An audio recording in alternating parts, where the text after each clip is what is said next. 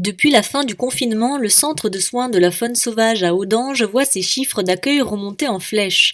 Malgré cette pause de 2 mois, la structure est proche de ses chiffres de l'an dernier. Les bénévoles déplorent un répit qui aurait été de courte durée pour la faune sauvage.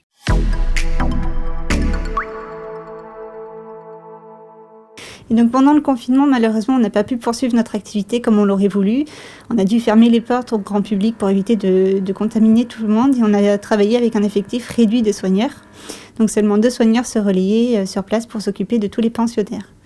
Et donc à partir de la reprise d'activité, peu à peu, nous avons pu récupérer toute l'équipe de soigneurs et puis quelques bénévoles pour nous aider, parce qu'on a vraiment besoin de beaucoup de bénévoles au quotidien pour s'occuper de tous les animaux qui arrivent. Donc, pendant le confinement, effectivement, on a eu très très peu d'animaux, voire pas du tout.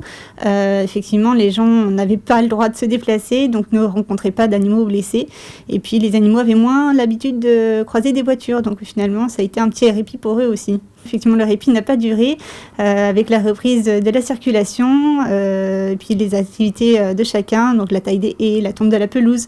Ce sont d'autant de dangers que rencontre la faune sauvage au quotidien, et donc on a beaucoup d'animaux blessés qui arrivent suite à cela. L'intensité de l'activité humaine a toujours un fort impact sur la détresse des animaux sauvages. Depuis le début de l'année, là nous sommes à 1414 animaux. Donc c'est quand même assez significatif.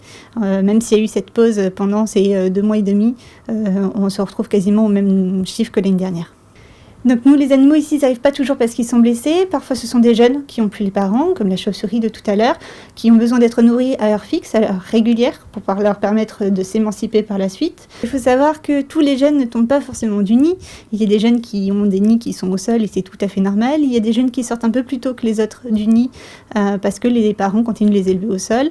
Voilà, il y a plein de choses comme ça qu'il faut savoir. Et quand on a un doute, il ne faut surtout pas hésiter à contacter le centre de soins.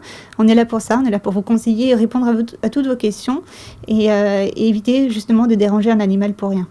Et puis parfois on a des accidentés de la route, comme on a pu voir le renard tout à l'heure avec sa fracture du cartilage de croissance du genou, et pour lui il va y avoir beaucoup de soins et plusieurs mois de rééducation avant de retourner vers la nature. De base, effectivement, la LPO s'était créée pour la protection des macareux, puis des oiseaux en général, et peu à peu en fait un besoin s'est créé, donc on protège toute la biodiversité maintenant. Donc nous, notre secteur, c'est effectivement 33, donc Gironde, Lot-et-Garonne, pour l'instant, le centre de soins n'a pas réouvert, la Dordogne, il n'y a pas de centre de soins, le nord des Landes et le sud des Charentes.